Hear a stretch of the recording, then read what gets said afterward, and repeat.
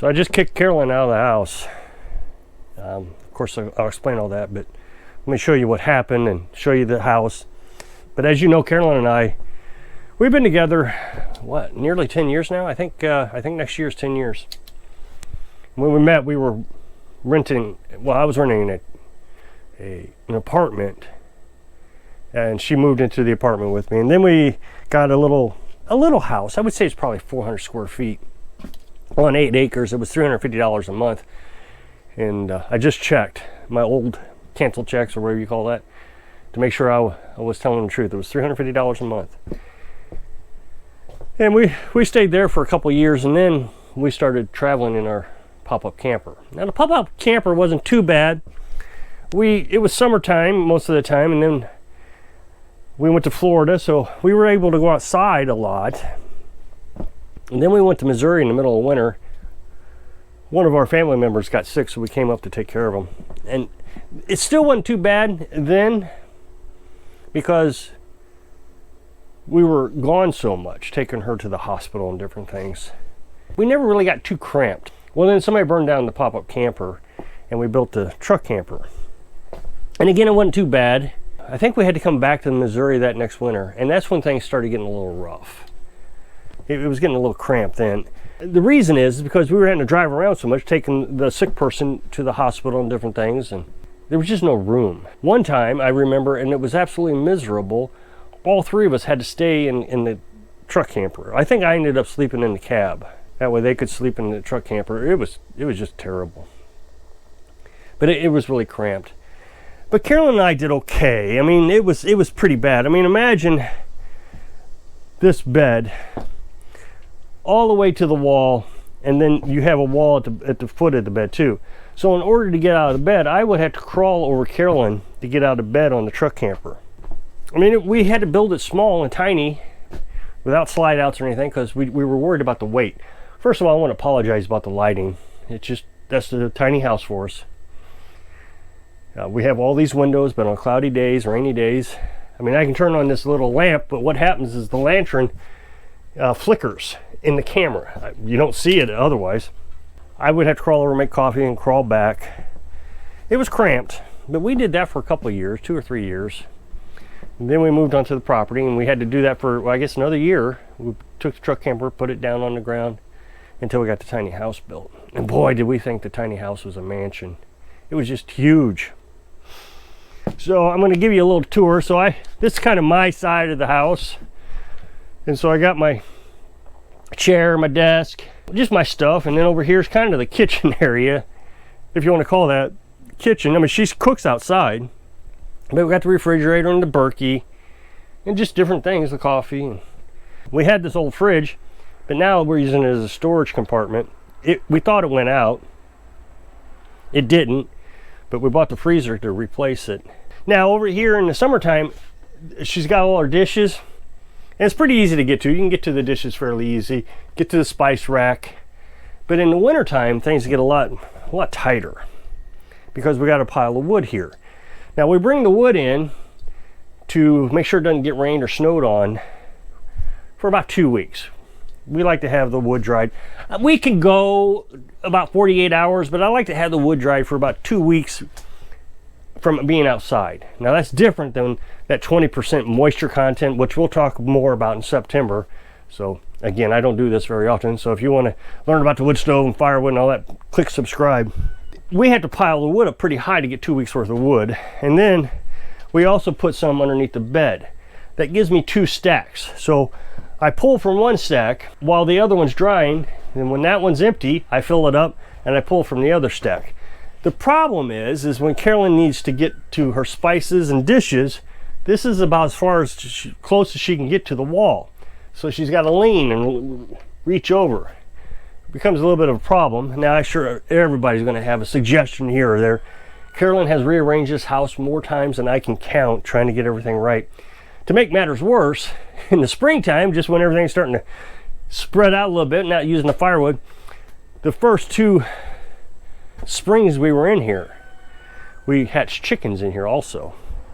So we had 2 stacks of chicken cage here. Then she built these shelves out of 2x6s. She did a fantastic job. And of course, people are going to complain how cluttered it is, but then she did a makeshift one here so she could have a little bit more room. Now this is pretty much for the cat and the chickens. So you see the beans there. We don't eat the beans, but she'll cook that up for the chickens. The cat's got her cat food down there. We are feeding the cat canned chicken from the jar, but we also like to keep a little bit of cat food around just in case she's not getting the nutrition she needs from the chicken. I think she is. But she also built this shelf. And again, we got all our canned foods over here, just different spices or broth, chicken broth. So then we have our clothes. Now we talked about clothes. When we built this house, we were moving in. The walls are so pretty. Carolyn put all this pallet wood up, and it was just so beautiful. I didn't want to distract from it. Well, now it's distracted from because we had to hang our clothes. So I asked the audience, should we put the clothes there? Because that's where Carolyn wanted to hang it. I mean, I made a little closet back here in the back. It's 1 foot wide. Now it goes back, I don't know, probably 4 foot. And everybody said, no, let Carolyn do what she wants to do. So we hung the clothes there. And then we got a shelf up there. We use a shelf on top of the shower. Got our dirty clothes on top of the shower. But then we have the wood stove. Now, the wood stove becomes a collection center in the summertime. I wish we wouldn't do that. It's not so bad this year. We've really tried to keep from doing that. So we keep the coffee on there. Now, even in the winter, we keep the coffee on there because the stove keeps the coffee warm. It gets cramped in here. And I always have worried about Carolyn's comfort level. And I would say 90% of the time, she's quite comfortable in here.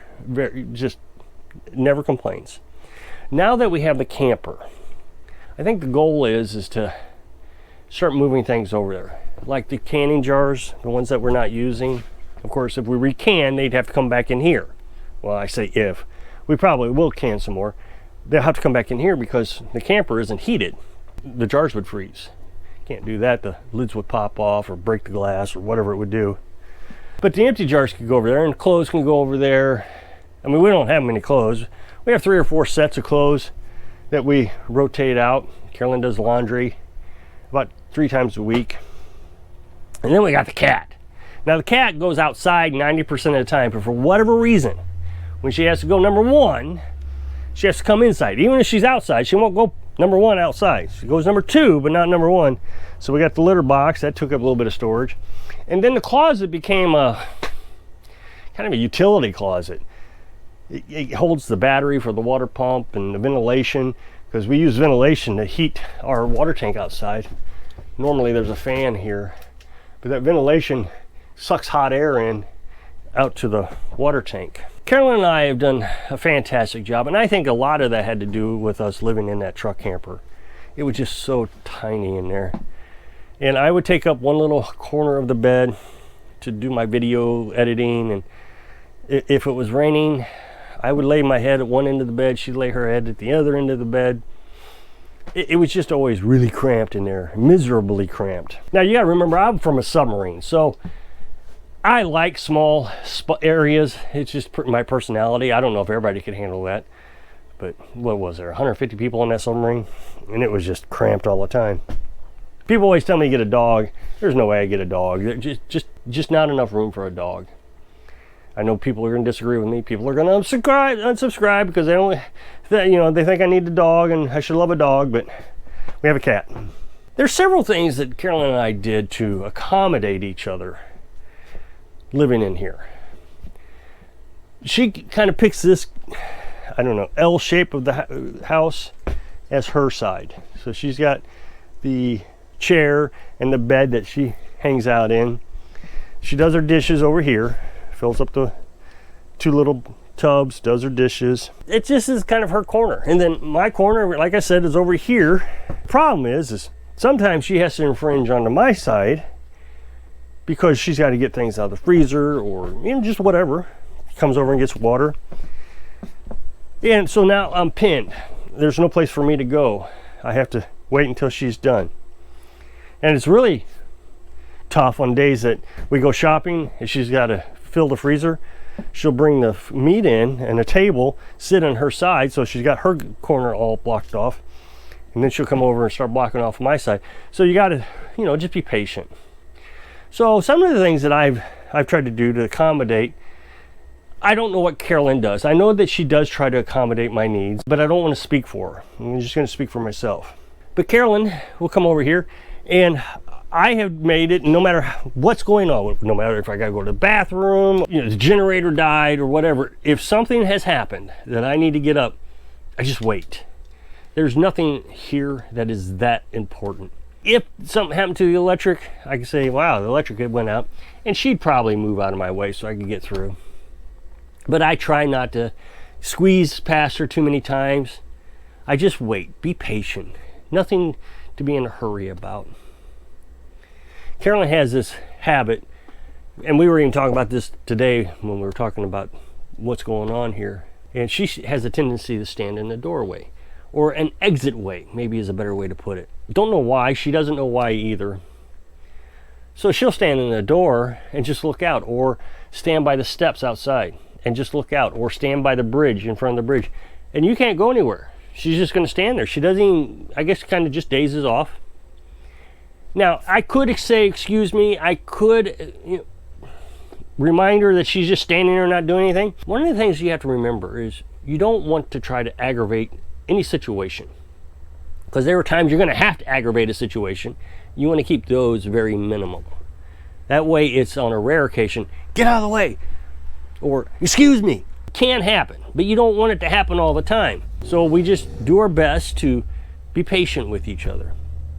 Now, another thing I do is I set an alarm for absolutely everything I have to do throughout the day.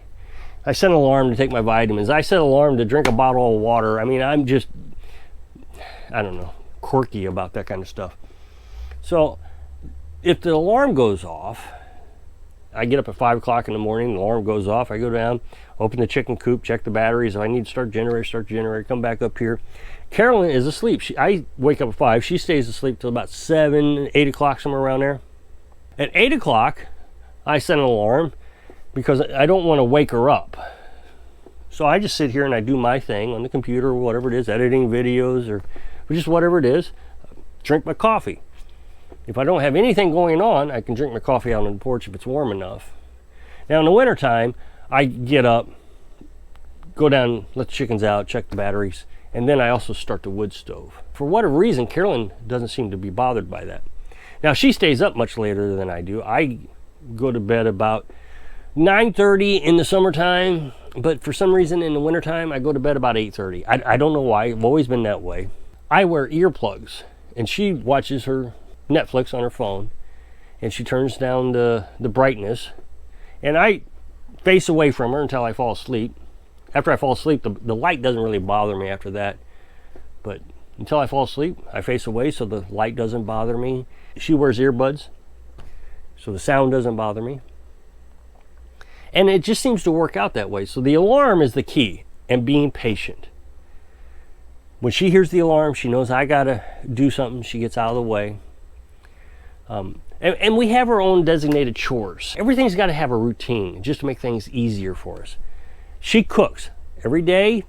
About 2:30, 3 o'clock, she starts cooking supper. I know people are going to think that's strange, but we're on a carnivorous diet, so we do this fasting thing. So we want to be able to fast throughout the night, and then at 9 o'clock we eat breakfast. So that's just our diet habit. But yeah, at 3 o'clock she starts, well, I would say by 3 o'clock supper is done. Then we eat supper. My video posts at that time, so I'm watching my video also while I'm eating. And she does dishes after supper. And then at 5 o'clock, everything starts to settle down. We lay down on the bed. I set up my tripod and we can watch Netflix or Prime, Amazon Prime. We do that, well, depending on what's going on, anywhere from 5 to 7. Sometimes we'll stretch it out to 7:30. Occasionally she falls asleep, so when she falls asleep I go ahead and shut off the TV because I don't want to watch an episode without her. But I would say that the key to this is just being patient. So today was the first time I've ever asked her to leave the house. I wanted to make this video and I wanted to be able to show you the whole tiny house. It's the first time I've asked her to leave, so I kind of kicked her out of the house. Normally when I make a video in the tiny house, I show only my side of the house. But somebody asked a question about what's the one piece of advice I would give, and that's it. Set an alarm and just be patient. So if you'll click this up next box, it'll take you to a video where I was talking about, I'm getting very tired of this. So I hope I can inspire you to be patient with your spouse, no matter if you're living your dream or not. Thanks for watching.